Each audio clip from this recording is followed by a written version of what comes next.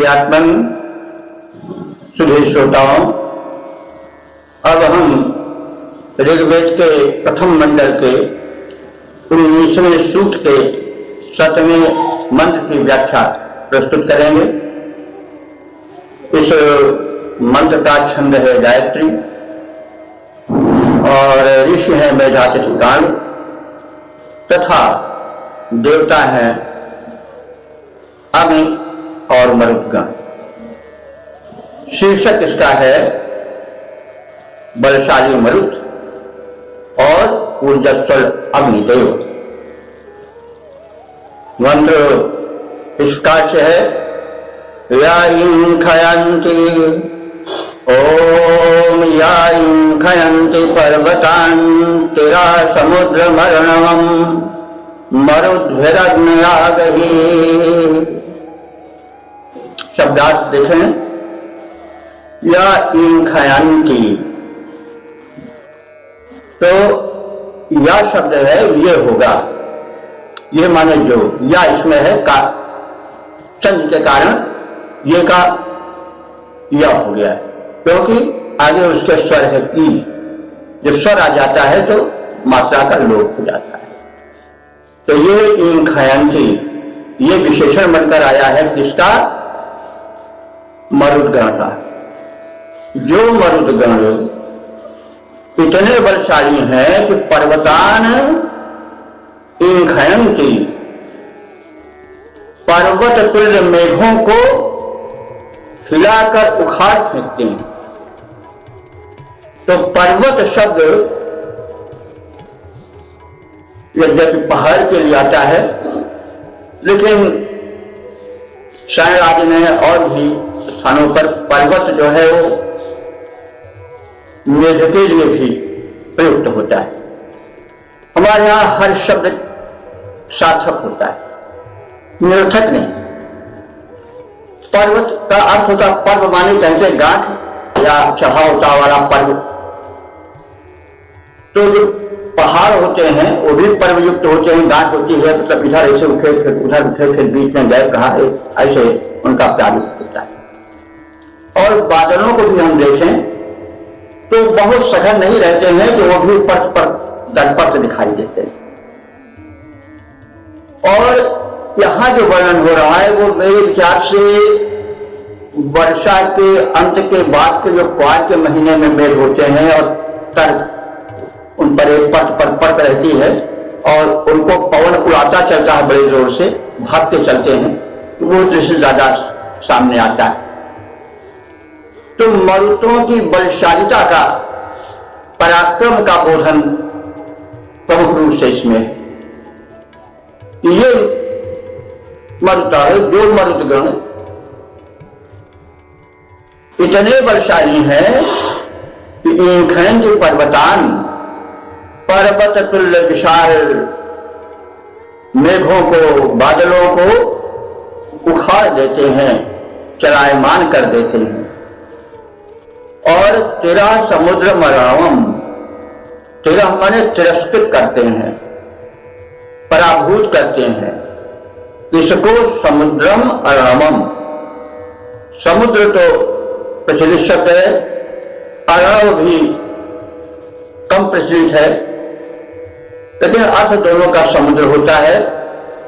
तो यहां पर समुद्र और अरव दो शब्द समानार्थक साथ साथ क्यों लाए गए हैं, ऐसा होना स्वाभाविक है। इसलिए हम सागर और महासागर का अर्थ कर सकते हैं।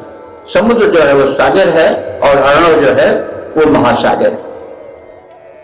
तो जो बलशाली मरुत इतने समर्थ हैं कि बड़े बड़े पहाड़ तुल्य मेघाच्छादन को उखाड़ देते हैं और उन्हें चलायमान कर देते हैं, ऐसे समर्थ मरुदगणों के साथ हे अग्निदेव हमारे इस यज्ञ क्षेत्र में पधारो, क्योंकि रक्षण करना है आपको, शुभ कर्म रूपी यज्ञ को संपन्न कराना है, विघ्नों को दूर भगाना है। इसलिए आप मरुतों के साथ और मरुदगण जो है उन्हें लेकर के आओ। तो इस प्रकार से इसका सामान्य अर्थ हो गया कि हे अग्निदेव, तुम मरुद गणों के साथ मेरे शुभ कर्म रूपी यज्ञ स्थल पर पधारो। ये मरुद गण बड़े समर्थ और शक्तिशाली हैं। ये पहाड़ जैसे बड़े बड़े और विस्तृत मेघों को उखाड़ देते हैं, विचलित कर देते हैं। सागर और महासागर में तूफानी लहरें उठा देते हैं। महासागर बहुत, लेकिन फिर भी इतना समर्थ हैं कि उसको भी विचलित कर देते हैं, उसको क्षुब्ध करते हैं, ऊंची ऊंची लहरें उठा देते हैं, उसको विक्षुब्ध कर देते हैं। इस प्रकार से मानो उसका तिरस्कार कर रहे हैं। तो जो तिरस्कार करता है वो समर्थ होगा ही। तो यहाँ पर उनके किसी उपद्रवी रूप का नहीं चित्रण है, बल्कि उनके शक्ति बोधन का प्रयत्न है। यानी वे इतने समर्थ हैं कि ताल तड़िया को छोड़िए, नदी झरनों को छोड़िए, वे तो महासागर को भी अपने बल से तिरस्कृत कर देते हैं। तो इसमें बल के प्राबल्य का प्रदर्शन किया गया है।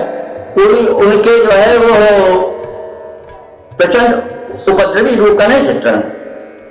तो इस प्रकार से हे ऊर्जस्वर अग्निदेव, आप परम पराक्रमी मरुद गणों को अपने साथ में लाओ। उनकी विशेषता यह है कि वो पर्वत तुल्य बड़े बड़े मेघ खंडों को उखाड़कर आकाश में चलायमान करते रहते हैं और सागर और महासागरों को भी तरंगित कर देते हैं, उन्हें अशांत कर देते हैं, विक्षुब्ध कर देते हैं, उनमें सुनामी ऐसी स्थिति पैदा करते हैं। इस प्रकार से इन समर्थों के साथ आप आओ और हमारे इस कर्तव्य के संरक्षण में तत्पर हो जाओ, हमारे सहायक बन जाओ। आपके सहायता की आवश्यकता है। तो इस प्रकार से इन समर्थ देवों के शक्ति बोधन के पश्चात उसका छंदोबद्ध रूप देखना आवश्यक है और शक्ति बोधन परम आवश्यक होता है। शक्ति बोधन से शक्तिमान में शक्ति का अधिक प्रवाह हो जाता है। किसी को उसके पराक्रम की याद दिला दीजिए तो उसका सुप्त पराक्रम जग जाता है। तो हनुमान जी देखिए बड़े शिक्षित पड़े थे, लेकिन जब जामुन ने कहा कि काचुप साज रहा बलवाना पवन तने बल पवन समाना, तब सुनत ही भय पर्वताकारा। तो हनुमान जी तो पहले बैठे, लेकिन उनका पराक्रम तब जगा जब जाम्बुवंत ने उनको उनके पराक्रम का याद दिलाया। यह उदाहरण इसलिए दिया रहा है कि हम पहले किसी के पराक्रम की याद दिलाने, उसके सामर्थ्य को बताने, तब उससे अपना प्रस्ताव रखें। और यही सामर्थ्य बोधन, यही उसके गुणधर्म का कथन ही तो स्तुति है।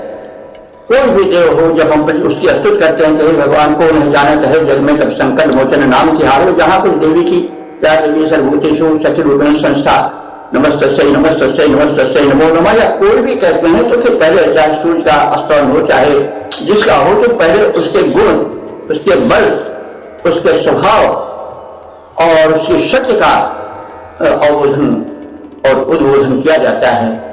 प्रार्थना आस्पित का अर्थ ही। तो इसलिए इस मंत्र में पराक्रमी देवों के पराक्रम का बोधन करके अपने संरक्षण के लिए उनसे प्रार्थना की गई है। इसका छंदोबद्ध रूप हम इस प्रकार से देख सकते हैं। इन मरुद गणों के संग संग हे अग्निदेव तुम आ जाओ। इन मरुद गणों के संग संग हे अग्निदेव तुम आ जाओ। ये मरुद बृहद बलशाली हैं। ये मेघों के विस्तृत पहाड़ निज बल विक्रम से हिला जुला क्षण भर में देते हैं उखाड़, क्षण भर में देते हैं उखाड़। इस शांत महासागर को आंदोलित कर लहर उठाते हैं।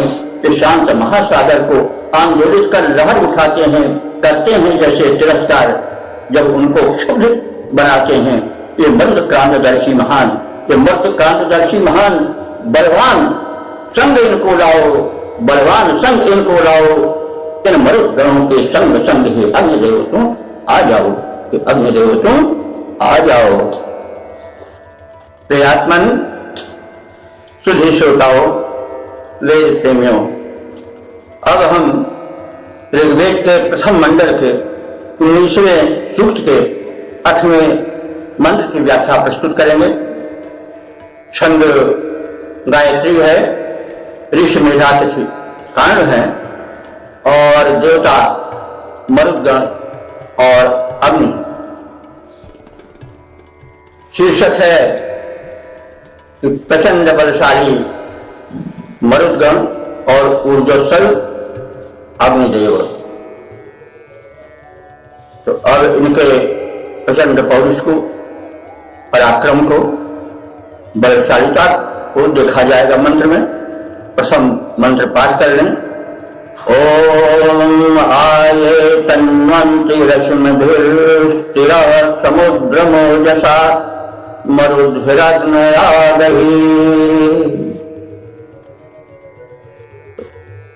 आये तन्वन्ति, ये तन्वन्ति जो फैल जाते हैं, तन माने विस्तार, ये माने जो फैल जाते हैं। कैसे फैल जाते हैं?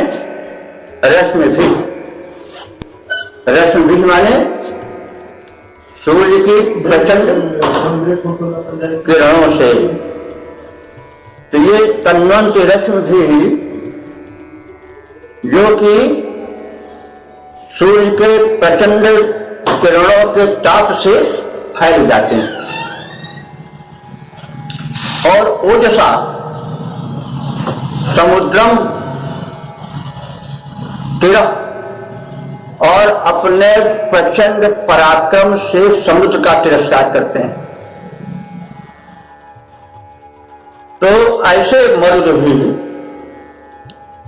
प्रचंड पराक्रमी मरुदों के साथ, हे अग्निदेव तुम आ जाओ यज्ञ स्थल पर। तो ये तो सामान्य शब्दार्थ हुआ। अब इसमें छिपे हुए गूढ़ अर्थ की और इसमें वैज्ञानिकता की भी परख की जाएगी शब्दों के आधार पर। तो ये तन्वन्ति रश्मि, सूर्य के प्रचंड किरणों के ताप से ये तन्वंत में फैल जाते हैं। हम जानते हैं कि सूर्य की किरणें जब तप्त होकर के पड़ती हैं तो पवन जो है वो, मरुद जो है वो फैल जाते हैं।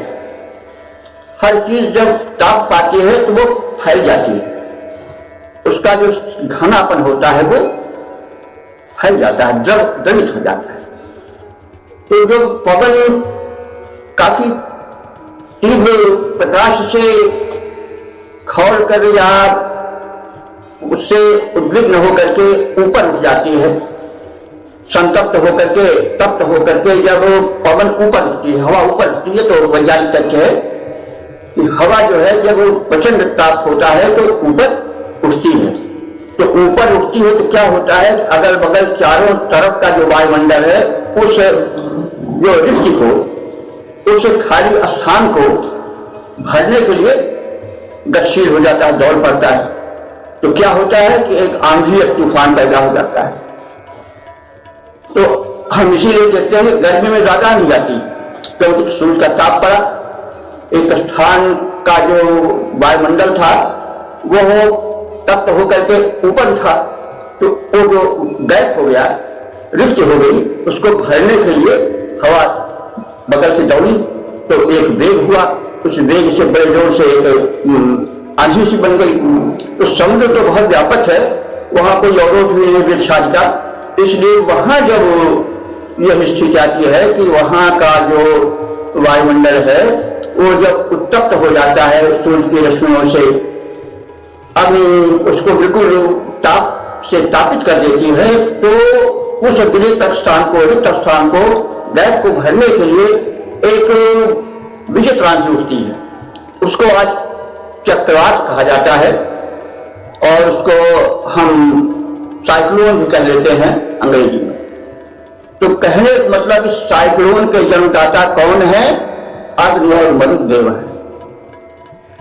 तो अग्नि, ये जो लोक का अग्निपिंड है वो सूर्य है, तो वो भी अग्नि का ही एक रूप है।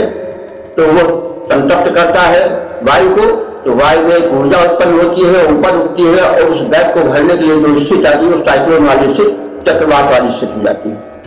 तो इस प्रकार से हम कह सकते हैं कि हमारे ऋषि जो थे वो बड़े वैज्ञानिक थे।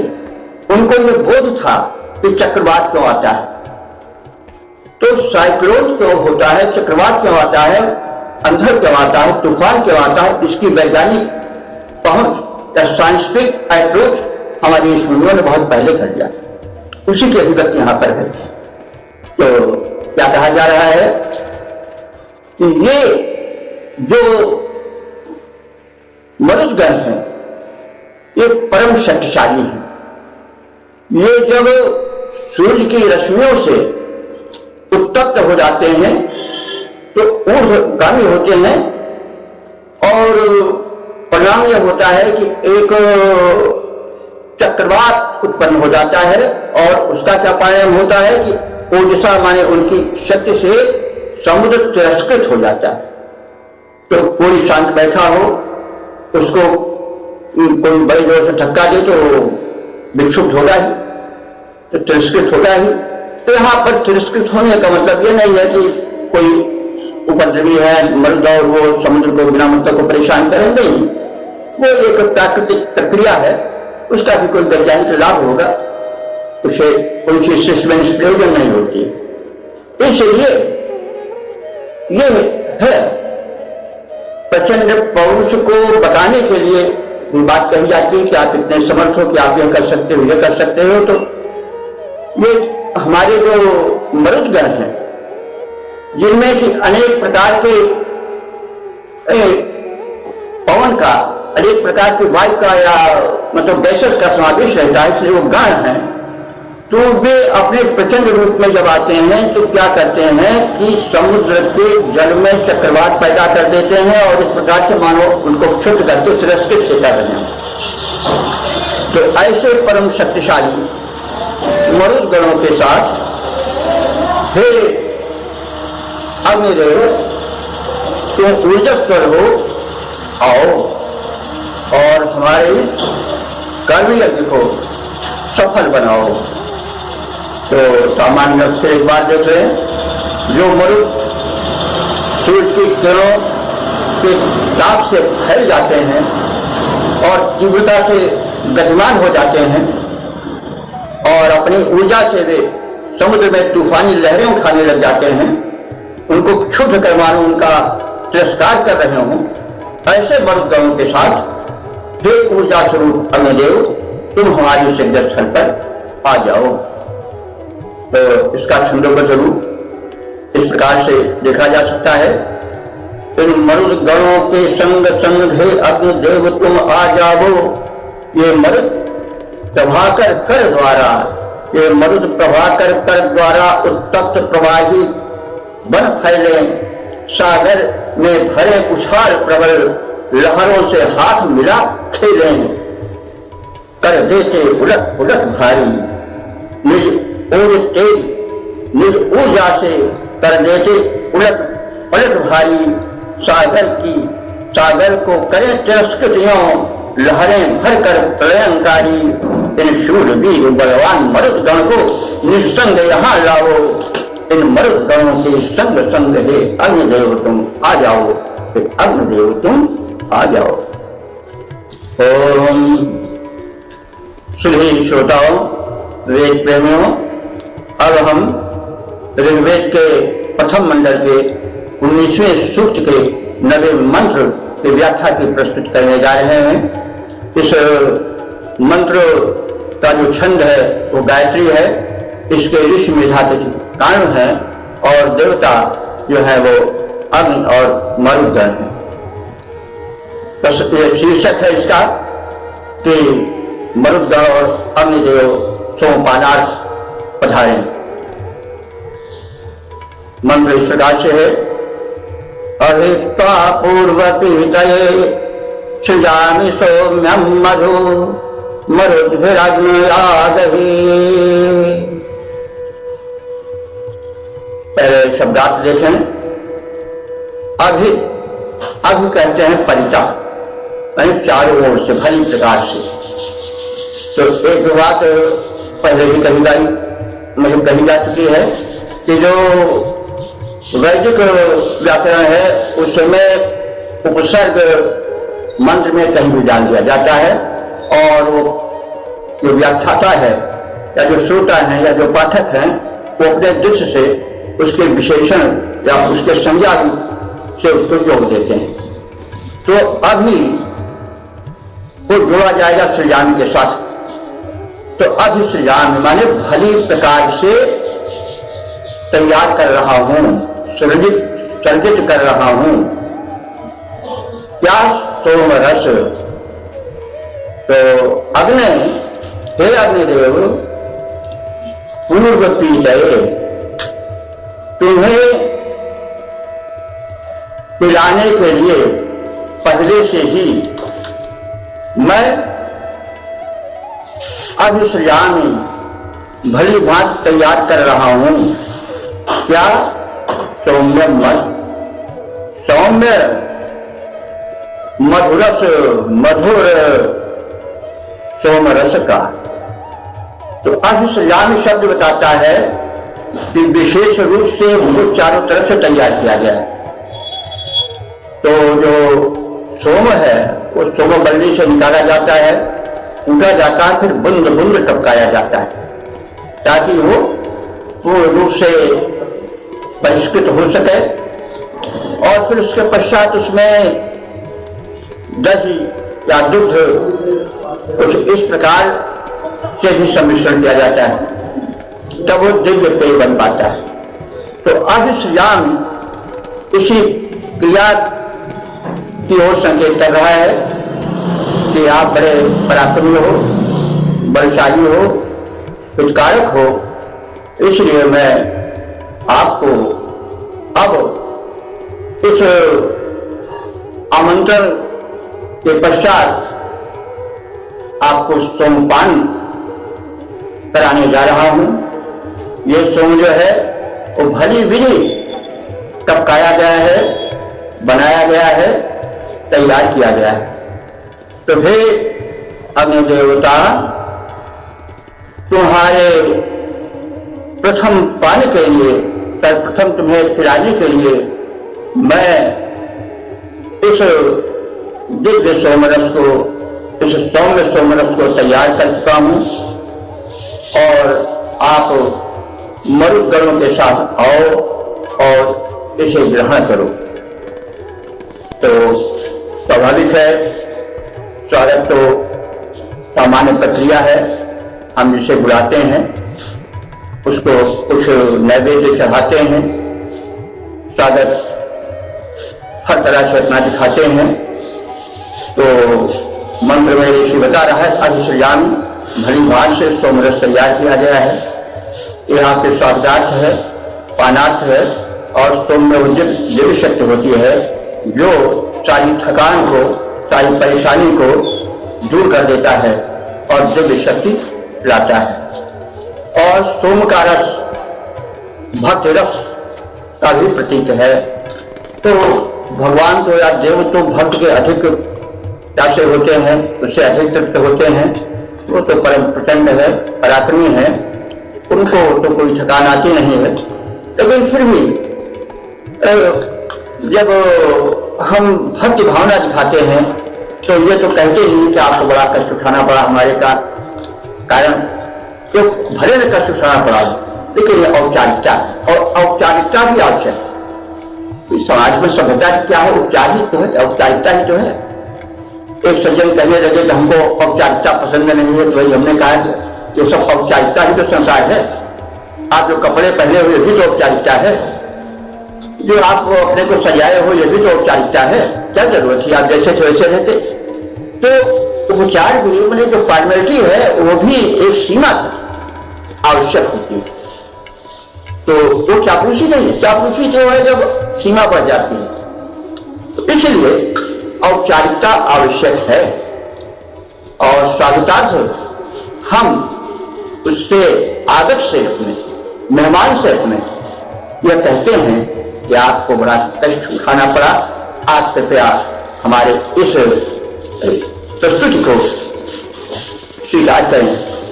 तो वही बात यहाँ पर भी है कि हे अग्निदेव, आप मरुत गणों के साथ आओ। आ जाने के पश्चात अपने परम पराक्रम से हमें संपन्न करो, हमें सुरक्षित करो। और हम बहुत पहले से ही आपके पीने के लिए सोमरस भली भांत तैयार करके रखे हुए हैं। आप इसे पान करो और सुखी और हमें संपन्न करो, यह भाव छिपा हुआ है। तो मधुमय मधुर, आज इसको कहा गया है कि जो सोमरस मधुर है बड़े श्रम से बनाई है, सवारी बातें कही गई हैं। तो और ये इससे मतलब उस देवता को प्रसन्न करने का उपक्रम भी होता है। तो इसको हम सपाट आपको एक बार फिर जान लें कि हे अग्निदेव, तुम्हारे प्रथम पानी के लिए शोभन दिव्य औषध सोमरस को समर्पित करता हूं। वो बड़े यत्न से बड़े विधि पूर्वक बनाया गया है। तुम मरुतों के साथ आओ। मरुतगण शूरवीर और सैनिक गुणों से भरपूर हैं। वे राष्ट्र की रक्षा करने में समर्थ हैं। उनकी आवश्यकता है राष्ट्र के लिए भी और हमारे विशिष्ट शुभ कर्म यज्ञ के लिए भी। तो ये तो इसका अर्थ हो गया, व्याख्या भी संक्षिप्त हो गई। अब इसका छंदोबद्ध रूप हम देख लें। इन मरुद गणों के संग संग हे अग्निदेव तुम आ जाओ। इन मरुद गणों के संग संग हे अग्निदेव तुम आ जाओ। तुम परम अग्नि अग्निदेव तुम प्रथम सोमरस पान करो। सादर अर्पित करता तुमको तुम मंगल हमें प्रदान करो। तुम मंगल हमें प्रदान करो। सैनिक गुण से भरपूर मरुदगण शूरवीर बलवान बड़े। सैनिक गुण से भरपूर मरुदगण शूरवीर बलवान बड़े। सक्षम है द्रुत गतिशील दृप्त संरक्षक देव महान बड़े। ये राष्ट्र सुरक्षा में तत्पर, ये राष्ट्र सुरक्षा में तत्पर। इनको निज संग संग लाओ, इनको निज संग संग लाओ। हे मरुद, हे अग्निदेव, इन मरुद गणों के संग संग तुम आ जाओ। हे अग्निदेव तुम आ जाओ। हे अग्निदेव तुम आ जाओ। बंधुओं, अब हम इस सूक्त के सार को भी समझ लें। इस सूक्त में 9 मंत्र हैं। 9 मंत्र साथ साथ आने वाले शक्तिशाली मरुदगण को और ऊर्जास्वल अग्निदेव को प्रस्तुत किया गया है। अग्नि आवाहक हैं, इसलिए उनसे अनुरोध किया गया है कि वे मरुदगणों को साथ लावें। दोनों शक्ति संपन्न हैं, दोनों संरक्षण में सफल हैं। अग्नि ऊर्जा है और जो दिव्य शक्तिशाली मरुदगण हैं वो भी सैनिक गुण से भरपूर हैं। तो इसमें उनके गुण वैभव का, उनके परम प्रचंड पराक्रम का चित्रण है। अग्निदेव जो है और जो मरुदगण हैं ये मिलकर के शिष्य में ऊर्जा का संचार करते हैं, शिष्य में जीवन का भी संचार करते हैं। मंत्र में बताया गया है कि ये जो है वो वर्षा में सहायक होते हैं। जो अग्निदेव हैं वो सूर्य रूप में ताप उत्पन्न करके वाष्पित करते हैं समुद्र के जल को, और जो मरुदगण हैं उस समुद्र के जल को उठा करके मानसूनी पवन के रूप में वर्षण कराते हैं। जहां जल नहीं है वहां भी जल ले जाते हैं और धरती में एक संतुलन स्थापित करते हैं। इस प्रकार से दोनों देव जो हैं वो परम प्रचंड हैं, परम बलशाली हैं, परम उपयोगी हैं।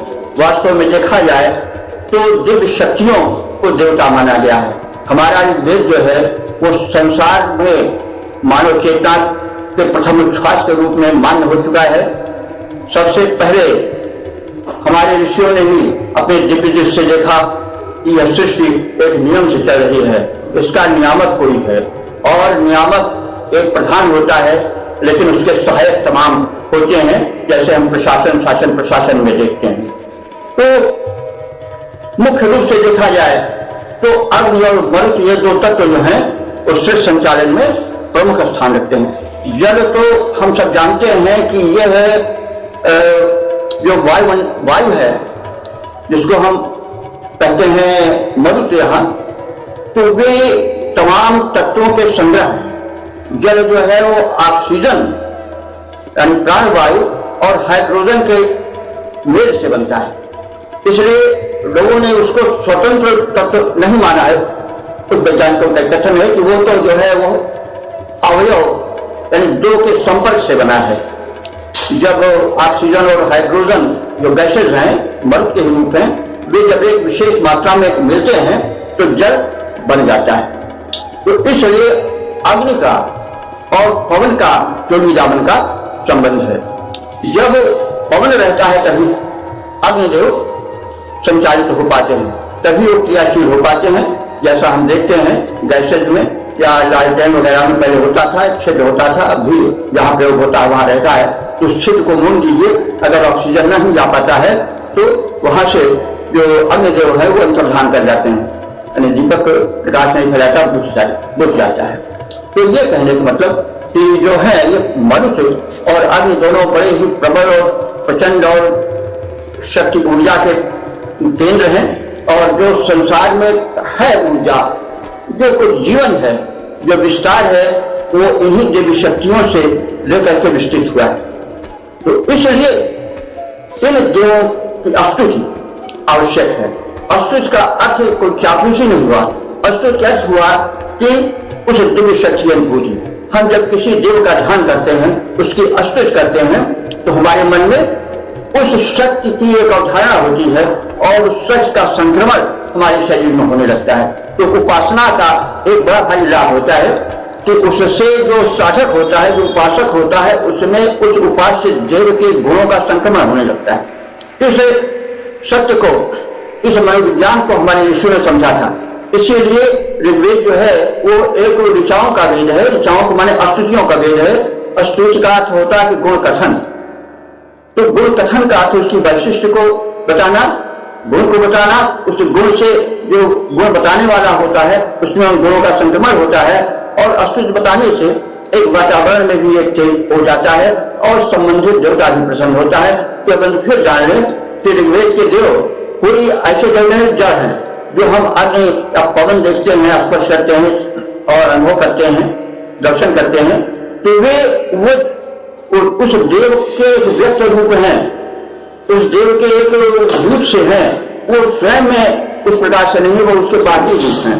जो सूक्ष्म रूप है वो दिव्य है, वो दृश्यमान नहीं है, वो चेतन है, वो जड़ नहीं है, वो सुनता है, समझता है, सहायता करता है, वो ज्ञानी है, वो विज्ञानी है। हमेशा इस रूप में देखें। हम अग्नि को या पवन को या जल को, जो वैदिक देवता हैं, उनको ये न मान लें कि केवल जल हैं, ये तो उनका क्या महत्व है, इनको तुमको चाहे जहां चाहते हैं वहां ले जाते हैं, ये भूल है।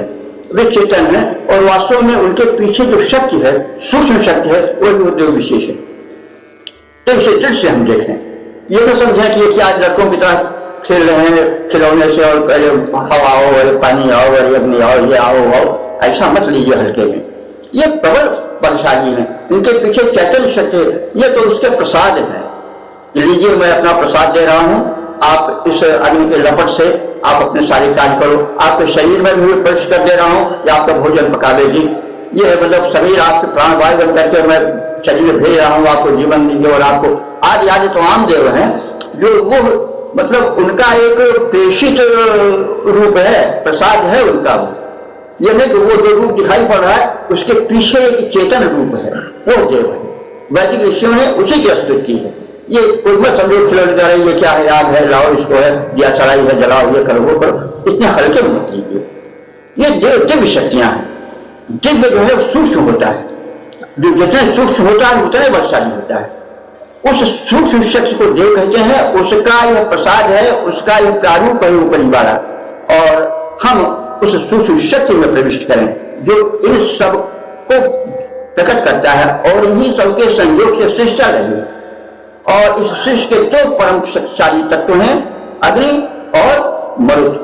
जो कुछ ऊर्जा है वो अग्नि के कारण है और जो कुछ प्रवाह है, विस्तार है, वो पवन के कारण है, मरुत के कारण है। मरुतों का गण बताया गया है, एक स्पष्ट कर दिया गया है, ऋषियों ने बता दिया है कि ये जो आप कह रहे हो कि ये क्या है, मोनोऑक्साइड है, ये कार्बन डाइऑक्साइड है, ये क्या है, ऑक्सीजन है, हाइड्रोजन है, तो अभी हमारे ख्याल से बहुत ज्यादा लोग नहीं जानते। 49 उसके तत्व हैं। हो सकता है कुछ ऐसा तत्व हो जो भी न जानता हूं, जिससे ज्यादा अधिक लोग का ज्ञान हो सकता हो। तो ये जो है वो 49 इनके गण बताए गए, यानी 49 संख्यक है। ये पवन में मिले हुए अनेक तत्व हैं। हो सकता है कुछ ऐसा तत्व हो जो शरीर में किसी रूप से प्रवेश कर दिया जाए तो शरीर में फिर बुढ़ापे से जवानी आ जाए। आगे आज तमाम बातें अभी छिपी हैं, अभी विज्ञान को बहुत आगे बढ़ना है। हमारे ऋषियों ने बता दिया कि यह गण है, आप अभी पूरे गण को नहीं जान पाए हो और बहुत देर लगेगी समझने में। इसलिए लोगों को संतुष्ट नहीं होना चाहिए, इस वैदिक संदेश को समझना चाहिए कि 49 हैं, इन 49 को हम खोजें। अभी शायद कुछ 4, 6, 10, 12 ही खोजे जा चुके हैं। तो कहने का मतलब ऋषि का संदेश है, और ऋषि का संदेश देता है, ईश्वरी संदेश देता है। जो सृष्टि के निर्माता ने संदेश दिया उसको ऋषियों ने ग्रहण किया और उसको प्रकट किया। इसलिए हम अभी ये मत समझ लें कि हम बहुत कुछ पा चुके हैं, अभी हमें बहुत कुछ पाना है। यह इसका गुप्त संदेश है, इसका छिपा हुआ संदेश है। हम सूक्ष्म को पहचाने, स्थूल को देखें, स्थूल से अपना कार्य चलावें, उसको ये मत समझे। कभी कभी लोग कहते हैं बस कर लिया, जो था रावण ने अग्नि को, पवन को, सबको बांध रखा था। तो भाई ऐसे भूल मत करो, उनको कोई बांध नहीं सकता है। मतलब जैसे हुआ हम भी तो आज बांध लेते हैं, टायर में भर लेते हैं हवा को और अपने काट को और अपने बस को दौड़ाते हैं। इसका मतलब थोड़े हुआ कि हम उनको बांध लिए, वो हमारे दास बन गए। नहीं, उन्होंने हमारी सहायता की। प्रभु कार्य जब याद बंधावा, हनुमान जी ने कहा नहीं तुलसीदास जी ने, भाई प्रभु कार्य जब याद बंधावा, उनको कोई बांध नहीं सकता। तो मरुत नंदन है, वो तो मारुत के अवतार है, शिव का रुद्र रूप होता है, उनको को बांध क्या सकेंगे। लेकिन हम प्रभु कार्य जगत आप बंधावा। तो प्रभु का कार्य क्या है? इस सृष्टि का कल्याण, परोपकार। तो इसलिए भाई प्रभु कार्य से ये परमात्मा के संदेश, परम शक्ति के संदेश से अपने को बना लेते हैं। जल, पवन, अग्नि, ये कहीं बंधे पड़े आपके रसोइया में, तो मत समझिए कि हमारे रसोइया है अग्निदेव। अरे वो जब जो है वो बहुत बड़े हैं। तो मतलब ये संदेश है, जो वैदिक मंत्र की सूक्ष्मता है, इसको समझना चाहिए और वेद मंत्रों से विश्व का कल्याण करना चाहिए, वेद मंत्र का प्रचार प्रसार करना चाहिए। सबसे बड़ा विज्ञान है ये। इसको देखें बंधु, भगवत कृपा से हम समय समय पर जो कुछ हमसे हो सकेगा इस तथ्य को हम उभारते चलेंगे। आप सुधी हैं, आप वेद प्रेमी हैं, समझें और इस बीज का और अधिक विस्तार करें तो मानो कल्याणार्थ है वेद। इसमें दो मत नहीं है। सृष्टि जब तक रहेगी तब तक तो वेद रहेंगी, उसके बाद सूक्ष्म होकर के फिर परम शक्ति में समा जाएंगे और जब पूरा सृष्टि बनेगी तो फिर ये प्रकट होंगे और जो ऋषि होंगे वो फिर उनका दर्शन करेंगे, फिर वेद बनेगा। वेद जो है अनश्वर है। तो इस प्रकार से हम जान करके वेदांत समझें। मैं कभी कभी इसलिए इन बातों को दोहरा देता हूं कि वेदांत को समझने में एक विशेष प्रकार की समझ, एक विशेष प्रकार की टेक्नोलॉजी लानी पड़ती है। तो उससे जब हम संपन्न हो जाएंगे तो वेदांत का जो आनंद है, जो रहस्य है, जो उसमें गुप्त तत्व है, उसके समझने में विलंब नहीं लगेगा। इति शम।